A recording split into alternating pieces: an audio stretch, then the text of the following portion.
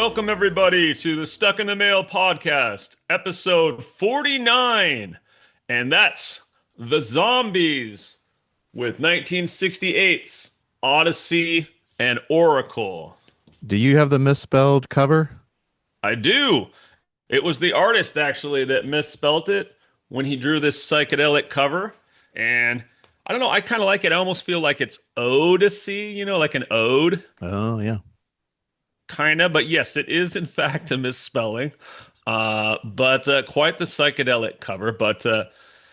So also to Mike's side of things here, this is number 80 on the Rolling Stones 500. I did my homework, Mike.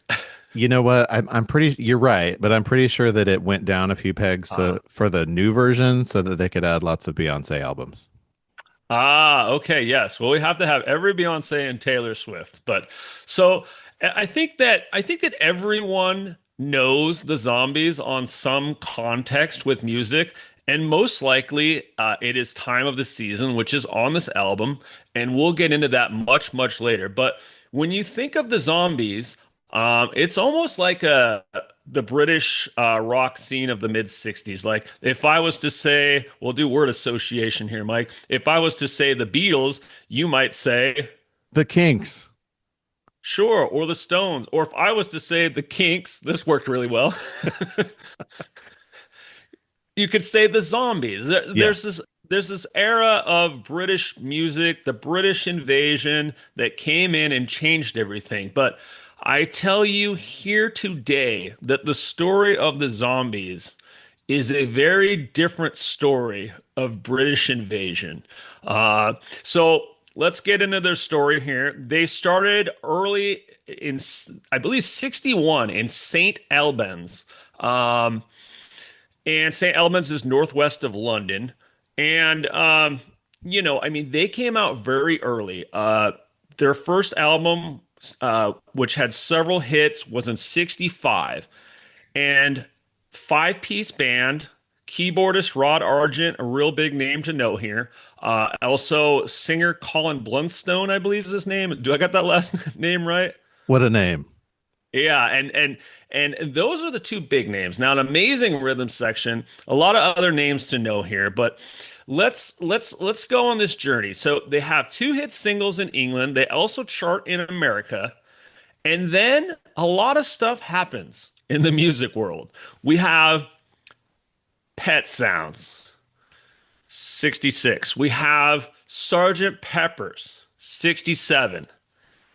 And then we have the Zombies. They're still around, they're still playing. They've had two hit singles in the US as well as in their homeland. And they tackle their sophomore album, Odyssey and Oracle. Odyssey and Oracle is recorded at Abbey Road Studios, where not only Sergeant Pepper's was recorded by the Beatles, but also Pink Floyd has just recorded their first album, Piper at the Gates of Dawn. Okay, I'm so glad that you mentioned Piper at the Gates of Dawn because I had come across that fun fact as well. And to me, while this is very Beatlesque, clearly very inspired by Pet Sounds in certain places, there's a lot of Piper at the Gates of Dawn. There's a lot of Sid Barrett surrealism here. I totally agree. We haven't kind of broke down the zombie sound, but we will. But I mean, right off the bat, these are guys that have more of a posh British accent. They are versed as musicians. They really are more of the Kinks than anything. They're a I British band.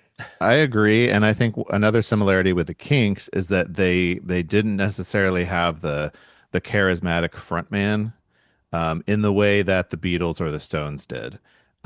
Obviously, the Kinks, the Davies brothers, are singular figures in their own right. But in terms of popular culture, if you said, "Hey, who's in the Zombies?" the average person's not going to come up with Rod Argent. Yeah, besides being a little posh and kind of Baroque or chamber classic pop kind of style, they're also like in the early album, two of the guys have glasses. So I don't know, they look kind of nerdy. The Zombies are kind of not a marketable band by how they look. And keep this in mind because this is a very important topic for this album. Um, The how lack the of Zombies commercial are. appeal. who they are, what they look like. Ah, Because the thing is, they record this album in Abbey Road Studios. John Lennon leaves his Mellotron there. So Rod Argent, who's a keyboardist, learns the mellotron. For those of you out there going, what the heck is the mellotron? Well, essentially, it can only be described as an early sampling keyboard. yeah. And so it had like recorded snippets of sound, like a flute or whatever. And so that if you press the key, then it would start playing the loop. And then if you release the key, it stops. And so you could essentially create the sound of an orchestra. Is that the idea? It's kind of like doing it on the cheap. Like they're already like, well, let's use, in this case, actual tape that is using with a spring to replay the sample. And, it's like to get around there. This album is the cheap Sergeant Pepper's. The Beach Boys had a huge budget. Uh, uh, the Beatles had a huge budget. They could have whatever musicians they want to do whatever part they want and make everything sound as perfect, and there was no amount of money that wouldn't be thrown at them. But the Zombies actually for this album were like, you need to get in and get out of the studio.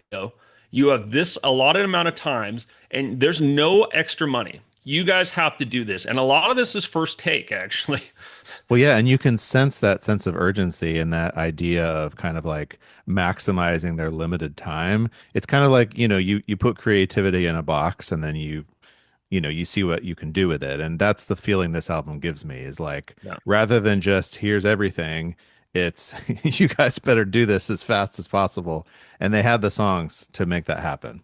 They did. They extra rehearsed them, and you're absolutely right. This represents kind of a DIY ethos. We got it. Let's do it. Let's record it. Limitations, not expansions. Like I say with Pet Sounds and Sergeant Pepper's, the well-known, massively budgeted, produced things. But so what they do is they make this album, and then nothing. Absolutely nothing. It comes out. This album, by the way, was not the original label. So I think that's one of the things why they were given creative control, but it was here's your budget, zero. So also, this was all recorded on mono, and mono was about to go away. Hmm. So it's originally released in England in mono. I have the date somewhere. I think it's April 1968. Later, it'll be released in America on date, I believe, just as stereo, but Colin and I think Paul, one of the guys from the rhythm section, had to go back and they had to use their own money to make it stereo. Wow. So also the musicians weren't getting along at this point. So by the time this is out, by the time this is done, everyone's mad. The band breaks up. The first two singles, one of which is the first song, Carousel 44, does not go over. Friends of Mine doesn't go over. And that's it. The Zombies are gone. Or is that the beginning? Oh, Because, it's November 2nd, El Dia de los Muertos, and the Zombies might rise from the dead in the United States after Al Cooper of so many things. Just a real tastemaker. Al Cooper goes actually to England. It's on the back of my record. He's like the liner notes. So he on the liner notes, he says he goes to England, he picks up 40 albums, he brings this back, and he is the one that really champions this album. But the funny thing is, in 1969, early 69, the last song on this album, Time of the Season, starts to hit.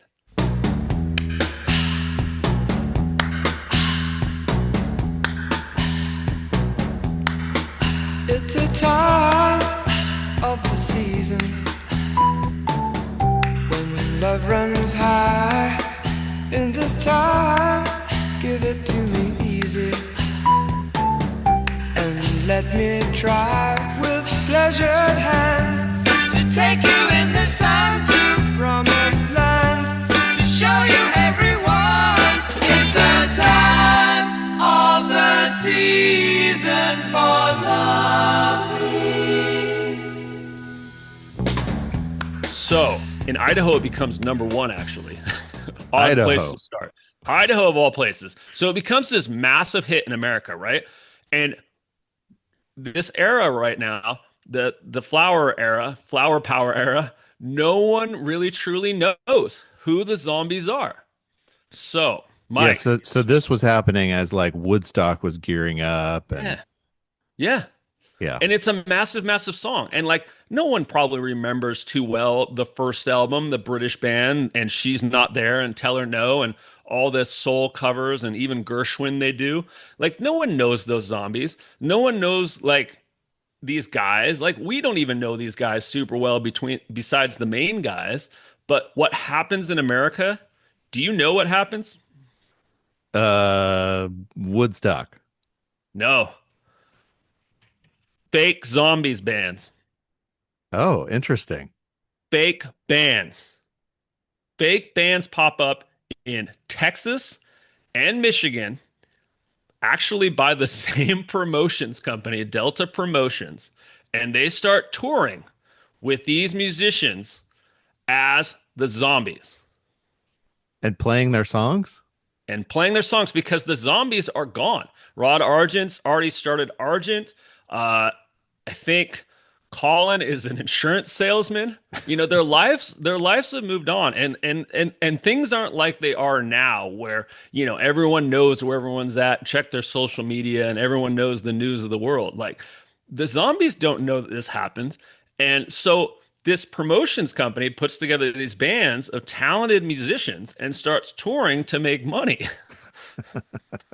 So I here's see. where we here's where it gets really, really interesting for me being a music nerd. The most famous of the two fake zombies bands is the Texas Zombies. The Texas Zombies were a four-piece. Two of them had cowboy hats, and they didn't have a keyboard. But the two guys in cowboy hats are Frank Beard and Dusty Hill, later of ZZ Top. Okay. Okay. I did come across this. Yes. Yes. Amazing. So there's our shorts drop right there. Wow. The fake So zombies. yes, and these are real. They're actually touring. They're not touring like stadiums or anything, but they're touring really clubs. You know, making $100, $200 a night, having real shows, and they're actually really talented musicians. In fact, here's where it gets on a really fun personal note for me. The lead singer is so they're the Texas group is their Texas Psych group. And most people know Frank Beard is the drummer of ZZ Top and Dusty Hill is the bass player. I think here he's playing he's not they don't have a keyboardist, but so he must be guitar. But the other guy, their lead singer, is named Sebastian Medor. At age 16, he was in a Texas psych band called The Gentlemen. And The Gentlemen had a regional hit called It's a Crying Shame. And I found this record and sold it for $2,000 to a Texas psych aficionado writing a book 3 or 4 years ago. Why do I need you? It's a crying shame. Why do I love you? You don't feel the same. And Okay. he's the lead singer of the Fake Zombies. Wow. Was that like your highest ever sale for 45? It is 100%. And I tried to sell it for $1 at the first 2 or 3 shows I went to at Shady Oak, local show here, because I had it in my dollar bin. And I didn't think it was anything. I thought it was frat rock because it was The Gentleman. So, yeah, I almost sold a $2,000 mint record for $1. That's quite a story. So, yeah, I mean, that's a lot of crazy stuff. Frank Beard and Dusty Hill would go on to form the American Blues, which is an amazing psych group, and then they would leave that, team up with Billy Gibbons of the Moving Sidewalks, a famous Texas psych group, and form ZZ Top, or as they say in England, ZZ Top. Uh, So, of course, getting back to the real zombies, the UK real zombies. Um, they put out a cease and desist, and so that puts the kibosh on the Texas zombies as well as the Michigan zombies. I don't have a lot of notes on the Michigan, nor do we need to go into it, but the Texas one is a really fun part of this story because the band not only makes this amazing album, but it doesn't do anything. And then Yeah. eventually, the last song becomes this anthem of 1969. And there is no band to fill these shoes. There's no band to fill this demand. And Yeah. this terrible promotions company comes in. They also did an Animals fake band. And they filled that demand. That's the law of business right there. Wow. Yeah, it's probably the only album I know of that I can think of where the last song is the mega hit. And it Yep. certainly was not expected to be the mega hit because it was like No. the third single. And I think it actually might have been the fourth, but yeah, third or fourth single of all things. So, Yeah. Well, um, and it has become associated with Halloween. It's so interesting. I was so watching many. the World Series last night, and guess what song they played as they cut to commercial after one of the half innings? It's the I wasn't time of the watching. season. Yep, of course. I mean, they say this is a fall album now, and I don't really get that, but yeah, time of the season, of course. I mean that it I think it's just because of the name The Zombies is the kind of thing that sure. in algorithms it's going to start popping up in Halloween playlists. And, it's become so ubiquitous, that song, that it's just sort of seems like a song that has always existed. Like you hear it on Oh classic yeah, rock radio all the time. I never knew that it was The Zombies growing up. I just right. knew, but it's a song that just, yeah, it seems like it never had an origin. So it's kind of cool to go back to this. It is. And I actually this is a really weird. I don't know if I should share this or not, but I will. I actually remember the first time I heard Time of the Season. Let me guess. It was at the Ukiah Pizza place. No, it was actually so I was involved with First Baptist Youth Group here, and we were on a coast trip, and I was with my youth pastor, and it was playing in the car, and he started singing along, and he was so into it, and I was like, wow, wow, Gary Zeke is a cool guy. Well, and it's also very good for wild hippie dancing during the organ solo. It is a true blue classic. But so I took us on a crazy tangent that is a really fun one. But should we get into the meat and potatoes of what is Odyssey and Oracle, the masterpiece by the Zombies? Let's do it. And you're right that this has become one of those untouchable Stone Cold classic albums that, every critic, adores, and but it was not that way upon release. And it's just a great example of kind of looking back retrospective, you find these hidden gems, which now it's not a hidden gem, everyone knows about it, but yeah, I mean the songcraft, you hear it and you think, wow, this is every bit as good as Village Green Preservation Society. This is every bit as good as, I mean, it's probably just about as good as Pet Sounds, Hmm. in terms of just being an enjoyable, like you said, there's elements of classical music. You can really tell that these guys were classically trained. So it's very precise and melodic and always interesting. Yeah.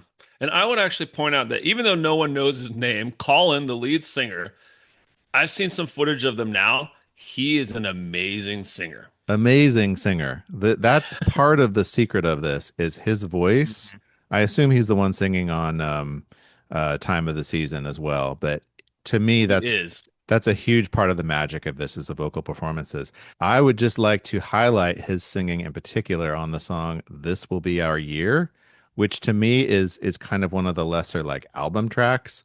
But just listen to his singing here on the second verse. The warmth of your smile, smile for me, little one. And this will be our year.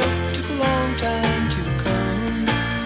You don't have to worry, all your worry days are gone. And this will be our year. Took a long time to come. And I won't forget the way you held me up. Again, I assume that's him. I assume that's Colin. Great performance. It just makes that song for me. This was a single too. This Will Be Our Year was a single. Apparently, it's used at weddings. Huh. Interesting. Can we start on track one here? Go back here? Yes, and I have something to say about Carousel 44. Counting the days until they set you free again. Writing this letter, hoping you're okay.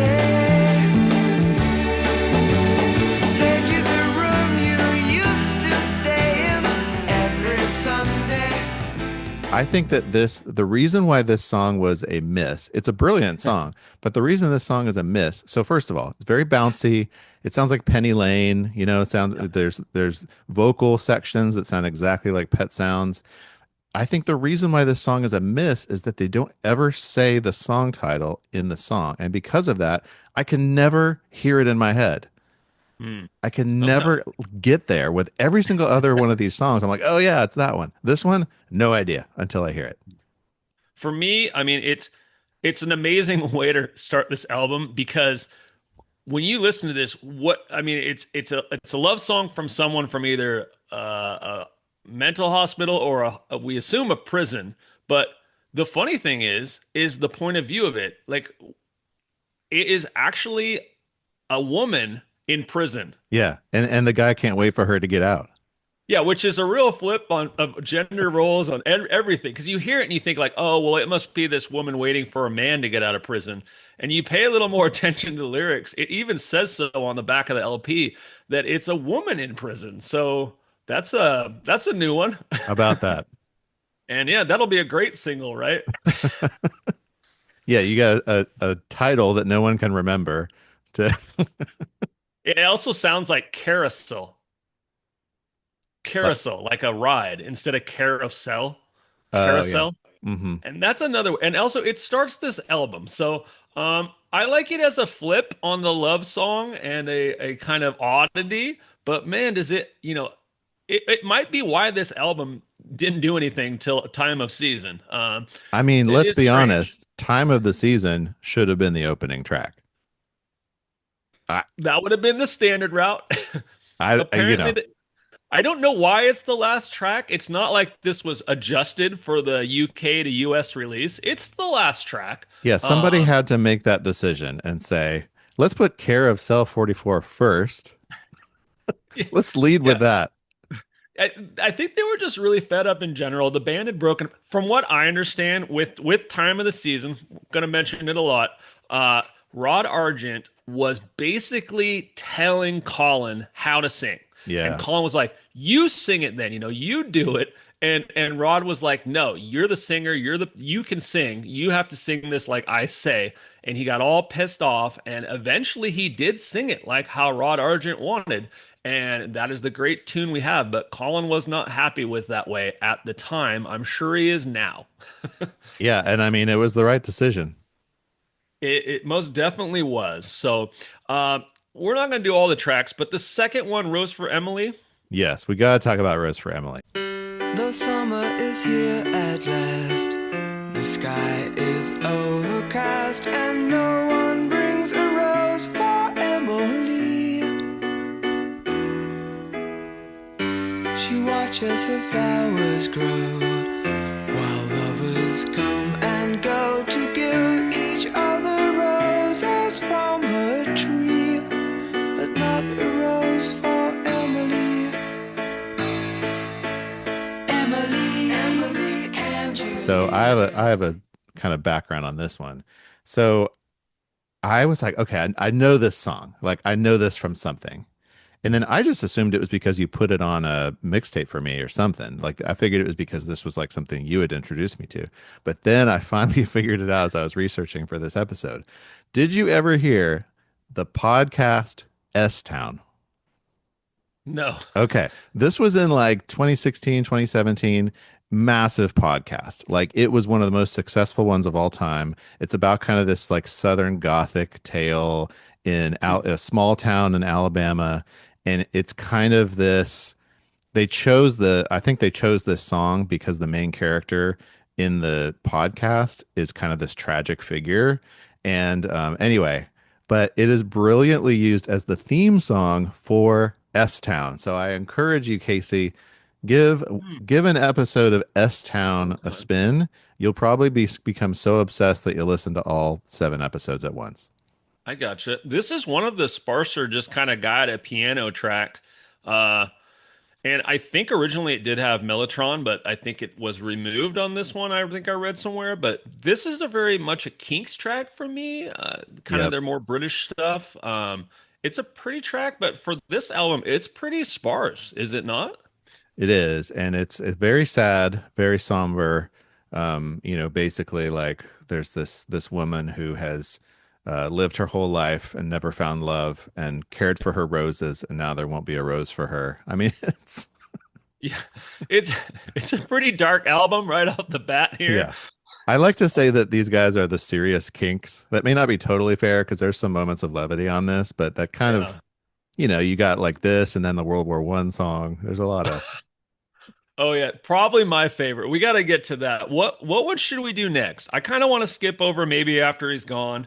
Um, yeah, that one is very much it's very Beatlesque. It's like You Won't See Me. That's the one that reminds me of, or Nowhere Man. lots of background vocals, Hmm. um, and strings, which means Mellotron because they don't have the budget for the real stuff.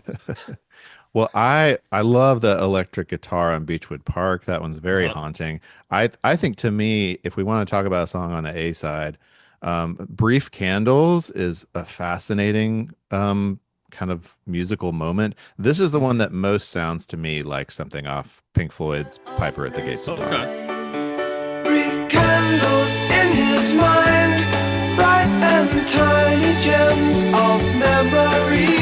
Brief candles burn so fine, leaves a light inside where he can see what makes it all worthwhile. His sadness makes him smile. Okay, I wrote Beatles and George Harrison feels, and I think both are fair. Uh, it's the era of that kind of music, really. And Uh, then, it, oh, sorry to interrupt, but okay. the next one, Hung Up on a Dream, which I believe ends the side, that is the one where it has really prominent Mellotron quote unquote strings. But to me, that one feels like a Nick Drake kind of melody. They spoke with soft, persuading words about a living creed of gentle love, and turned me on to sounds unheard, and showed me strangest clouded sights. Which gently To touched me, I my think that's the most sophisticated song on the album because you have that like falsetto counter melody, just all kinds of, Yeah. probably Pet Sound, Sergeant Pepper inspired, Hmm. brilliance on that. Hmm. Yeah, the falsetto voice from I assume Colin. Now there's other people doing background vocals and stuff, but yeah, I think Colin with his falsetto and what I mean, ability to do very high, not just tenor, but don't they call it modal tenor or where the man's doing the female parts? Oh, I tried to countertenor, research. yeah, What's it called? countertenor, Countertenor. Yeah, that's it. He goes even into that range on some of these. yeah. Um, I love Hung Up on a Dream. Great, great track. Yeah. So for me, I think my favorite thing has got to be side two, to be an LP purist here. It starts off with changes, and no, not the David Bowie changes, but very, very Baroque. I knew her when summer was her crown, and autumn sighed how brown her eyes. Now see her walk by, peppermint coat, buttoned down clothes, buttoned up high, diamonds and stones hang from her hand. Isn't she Listen, this song, Strawberry Fields. very Strawberry Fields. This one lives in my head, Casey. I Yeah. cannot get it out of my head. I wake up and I hear it. I don't know what it is about this song. And it's mostly a cappella. It's got some really haunting mellotron bits in it, but yeah, I the thing that just is wild to me are the transitions of keys going between the Hmm. verse to the chorus and back to the verse. These are very sophisticated harmonic. It's very Bach. It's very like Baroque, Hmm. like Hmm. in a way that I don't think the Beach Boys even are that to that It degree. Like this is very like classical rock music. And that's something that I think if I could pinpoint what makes the Zombies special, it's that. it is, and I mean, this isn't a British band. This isn't British pop. This is uh, 18th century Italian chamber music pop, you know? I mean, we get those feels and they really kind of truly start coming out and on the cheap using the Mellotron, you know? But Right. I haven't come across anything talking about their love of pet sounds or their I feel like obviously they had to have been influenced by the music at the time, but I feel like the Zombies, they just always had these talent. They're kind of a little bit like the Flames. Like their first album, Begin Here, has all these complex soul covers, all these the Gershwin things, Summertime, like all these amazing things they're doing. They're doing Motown on their first album. They did Smokey Robinson and they did Sam Cooke. You know, they're doing a lot. Yeah. And so when they did this, they just continued with doing a lot. And whether they were noticed or not, but they did get pigeonholed early on as being a just UK British invasion group. What This is it's what not, is it's this not is what they what is are. cool about being able to look back with a modern context though, is like you appreciate something like this that really rises to the top that, you know, Yeah. flew under the radar at the time for whatever reason. Yeah, flew under the radar at the time too. You know, it's not like this is appreciated 5, 10 years later. It's like this came out and no one appreciated it until, you know, some DJ in Idaho and Al Cooper was like, well, I went to England and bought it. You know, it's just bizarre, you Yeah. know, Yeah. totally bizarre. So, but yeah, changes. I'm sure we already heard a snippet, but the how brown her eyes, burning it, all that, like, wow, that's what Mike hears every morning. Every day I can't escape it. Uh, let's see. Yeah, we already went over this will be our year. I think we should jump into track 10, my favorite, The Butcher's Tale, Western Front, 1960. The butcher, yes, that was my trade, but the king's shilling is now my fee. A butcher, I may as well have stayed for the slaughter that I see. And the preacher in his pulpit, sermon go and fight, do what is right, but he don't have to. This is quite a harrowing little slice of, I don't know what you want to call it.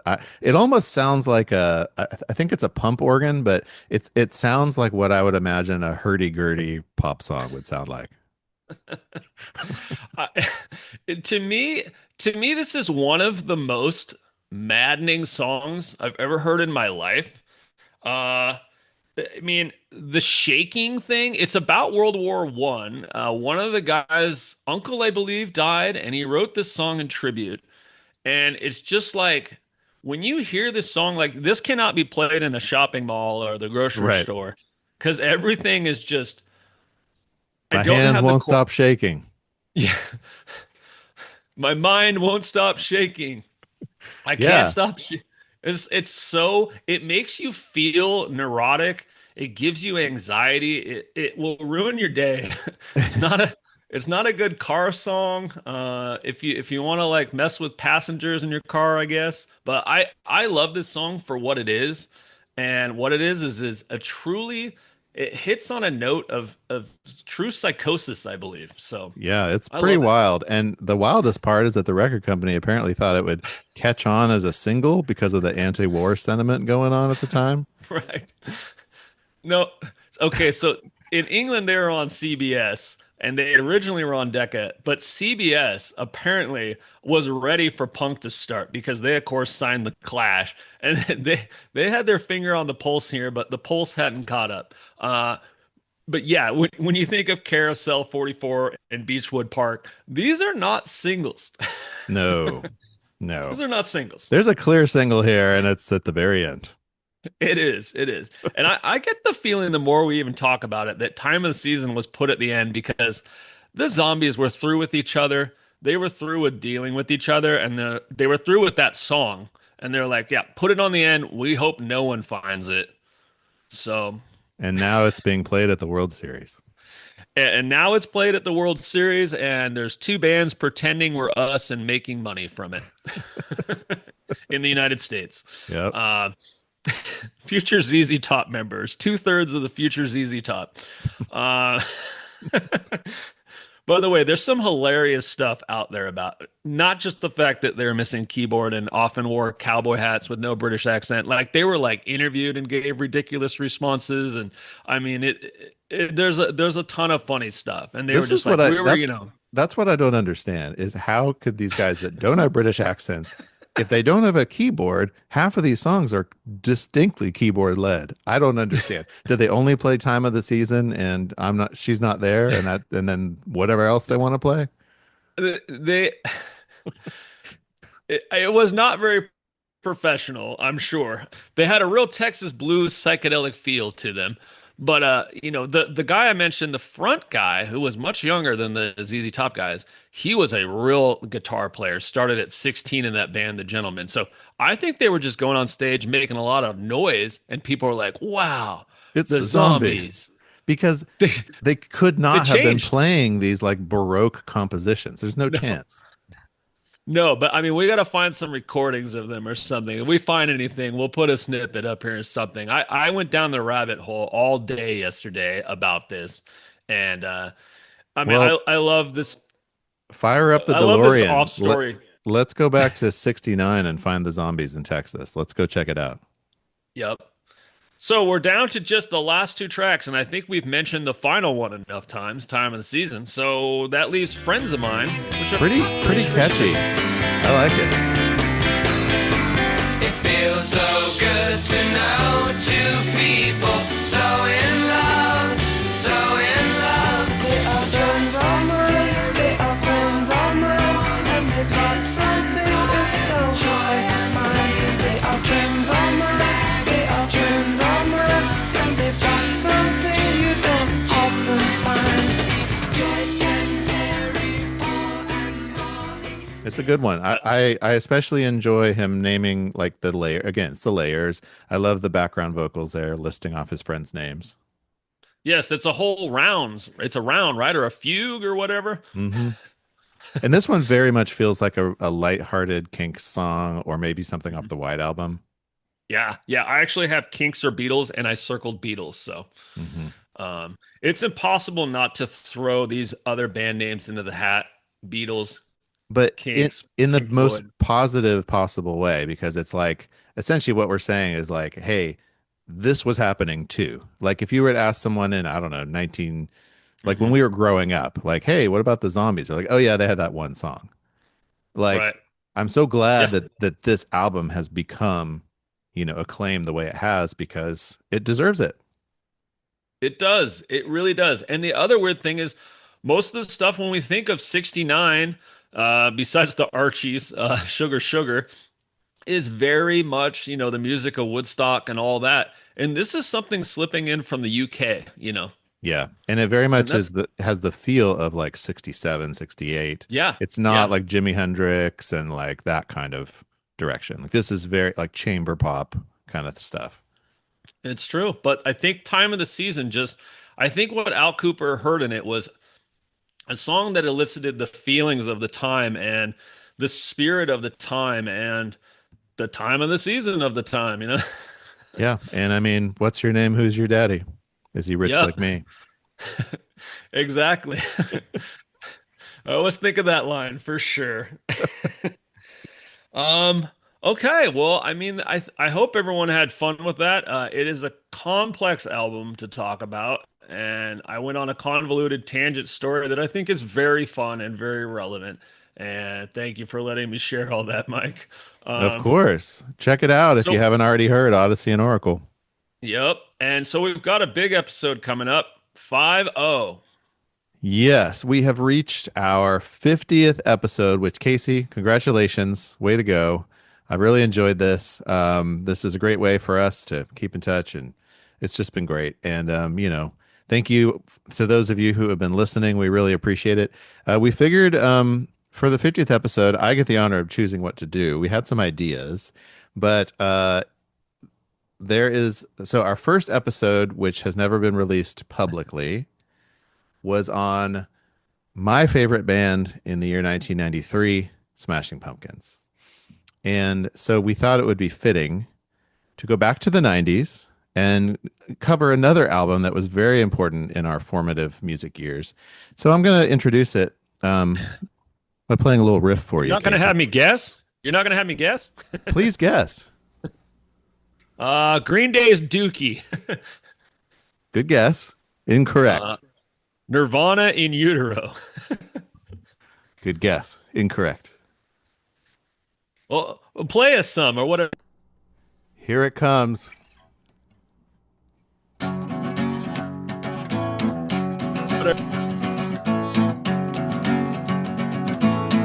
Soundgarden.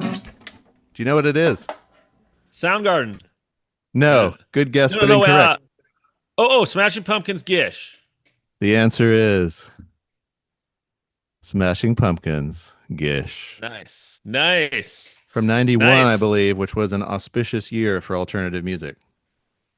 Butch Vig produced his first big one, right? Right? I think maybe.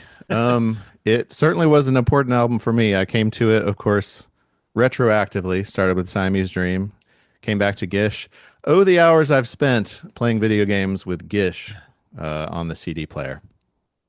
Nice. And I'm trying to figure out why I thought it was Soundgarden, but it does have a feel there of Rusty Cage a little. No, no. That, you know what? I'm pretty sure that two note riff. I mean, it's just E to F sharp. It's zero fret to Yeah. two fret. So that's why I'm sure it's Uh-huh. Rusty Cage too.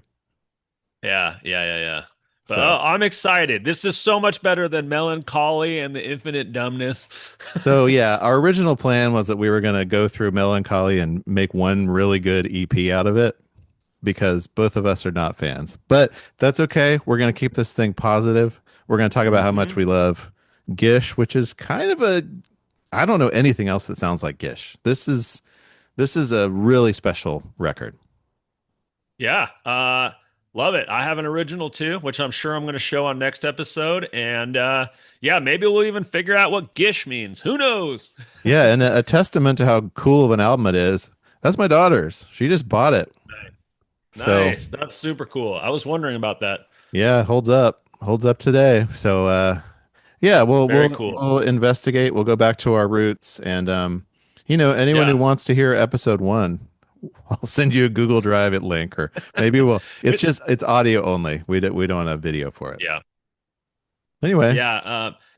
And if you don't like Billy Corgan and don't like the Smashing Pumpkins, like hold on for a second because Gish really is a different animal. It's a lot different than Siamese Dream and a lot different from Melancholy and what would come after. So, oh yeah. I stay mean, tuned. you got to think 91. This was a transitional time, and so it's a bit different from the Smashing Pumpkins you might have in your head.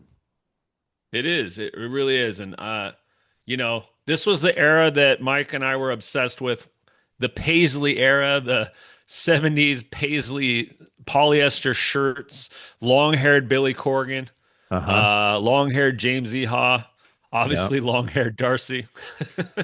I mean, they were my favorite of favorites. They were my Yep. band. Me too. For sure. For sure. Yeah, I didn't think they were like your favorite. Siamese Dream era, yeah, for sure. Yeah. I would embarrassingly so say that maybe by late sophomore, early junior year, I guess I could say it transitioned into more Green Day and then out of Green Day. Yeah, you were But more of a Green Day. I mean, I loved them too. I feel like you were we more did. Nirvana than me. Nirvana early on. It's a little bit more late middle school, like before I was buying CDs. But yeah, Nirvana, of course, was a force to reckon with. We're really getting into things here now. But I mean, I remember when Kurt Cobain died, it was before Yeah. school and I was sad. I remember things like that. And, this era of music is very important for Mike. And I like this change to Gish for the 50th. We Melancholy, I think I bought day of a double CD, probably $25-$30 at the time, which is probably 50 now. Yeah. And I did not like it. I was disappointed. I bought it. I remember buying that gigantic because it was one of those double CDs. It was like a Yeah. double size, this thick thing. And I bought it.